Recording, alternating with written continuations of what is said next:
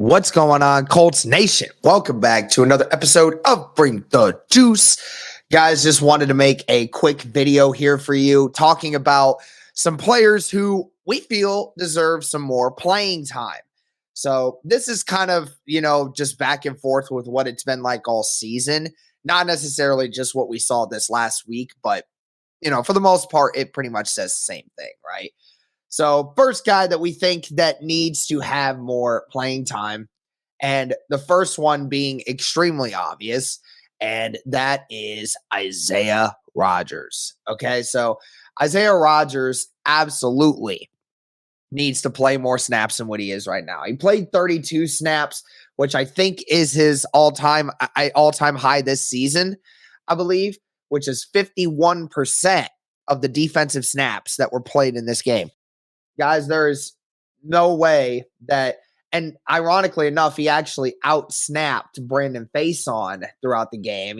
Brandon Faison actually had only 24% of the snaps in that game, which was 38%.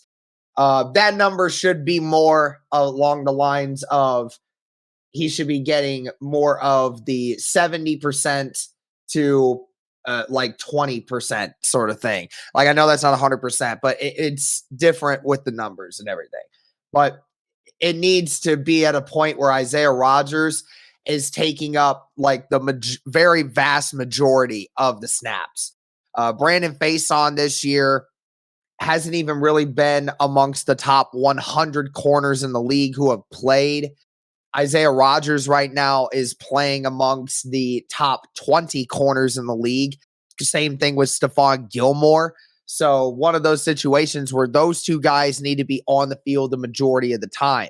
And Brandon Faison should not be getting it. I understand that you want to have some roles where, Stephon Gilmore is out there 100% of the time. So you don't have to worry about that. I know that they want to switch in and out the number 2 and number 3 corner. Switch it out a lot less often. Isaiah Rodgers' skill set and what he allows you to do in recovery is much more valuable than anything Brandon Faison can give you right now. Brandon Faison can't tackle in the open field. Brandon Faison can't read a defense very well. His body type is not helping him at all. He's not a good tackler. So, at the end of the day, what's the point in having him out there? He misses tackles all the time. He doesn't create turnovers. He's not covering anyone very well. Isaiah Rodgers, at least, is a very good tackler in the open field and can recover much quicker than someone like Brandon Faison. While Brandon Faison may be 4 inches taller than Isaiah Rodgers and maybe like 10 pounds heavier, Isaiah Rodgers also runs a much quicker time than what Brandon Faison does, allowing him to be able to recuperate those mistakes that he might make. Isaiah Rodgers should be playing 70% of the snaps on defense. There's no question in my mind. Should be playing at minimum 70%. Should be more like 75 to 80%. There's just no reason to have Brandon Faison out there more than there's no reason to have him out there 20% of the time or higher. There's just no reason to. There isn't. If you want to throw him in sometimes to give Isaiah Rodgers a break or something like that, or if you're having a 4-corner package, then go and do it. But there's just no reason to have him out there for that amount of time. All right. And then the next guy, I'll stick with the defense here real quick. I'll just stick with Nick Cross. Cross has, over the last 3 weeks, has had the fewest snaps of any defensive player for the Indianapolis Colts over the last 3 weeks. Now, I totally get it. Nick Cross he's an athlete still, and he needs some time to be able to learn the defense, learn how things are going. But at this moment in time, I don't really trust Gus Bradley's personnel decisions when it comes to the secondary anyway. So, listen, I'm not trying to sit here and say that Nick Cross deserves like 30 or 40 snaps. I'm not sitting here saying that.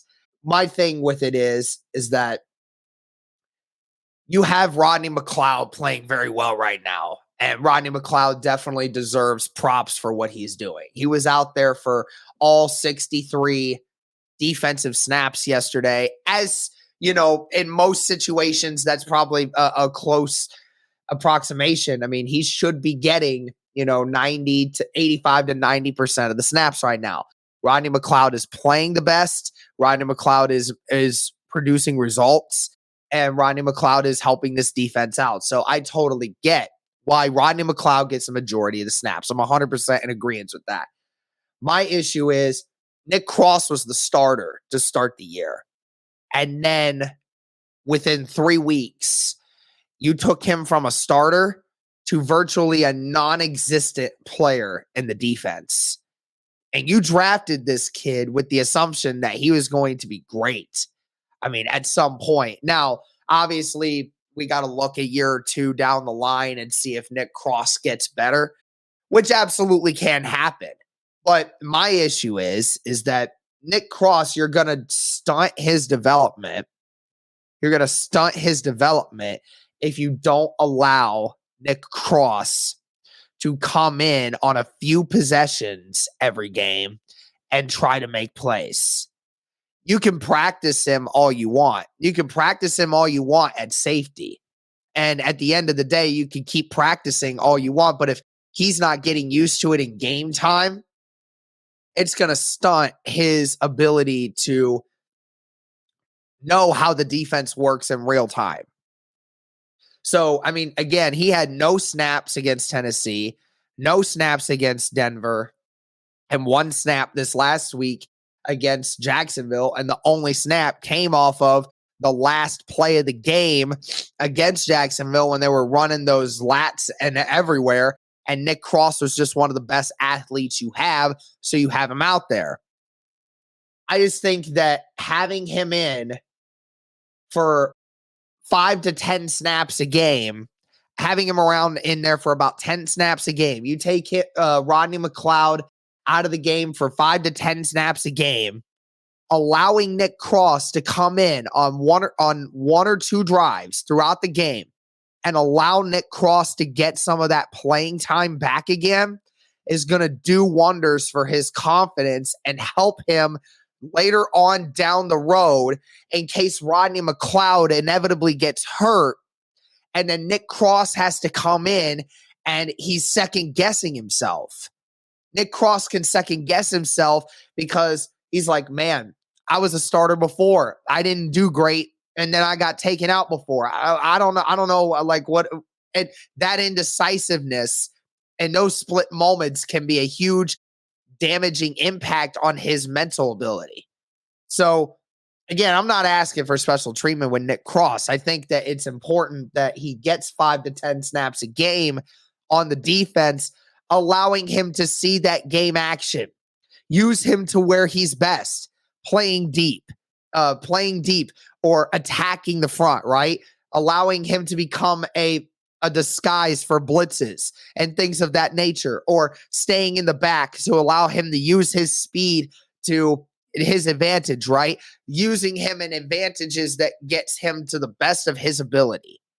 So I hope that at some point the Colts defensive staff gets together and realizes that Nick Cross needs a few of those.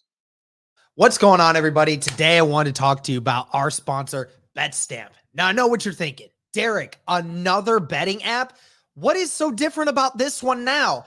Well, I got to tell you guys, I'm not into online gambling a whole lot and bets online and everything, but I got to tell you, Betstamp is one of the coolest things I have ever seen in regards to betting online. The great thing about Betstamp is it allows you to see all the different odds from all different sports books and see which one provides you the best odds possible for any game or scenario you want to bet on for your pick versus some of the worst. Betstamp allows you to also buy and sell picks that you have without worrying about losing your money or having any issues with it. Believe me, it's all free.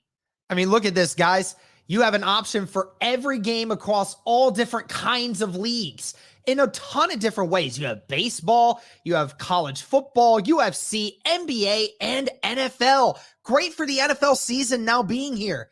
And if I wanted to bet on this Tennessee Titans versus Buffalo Bills game, it shows me in real time what are the best odds, which sports book I'm going to get the best offer from.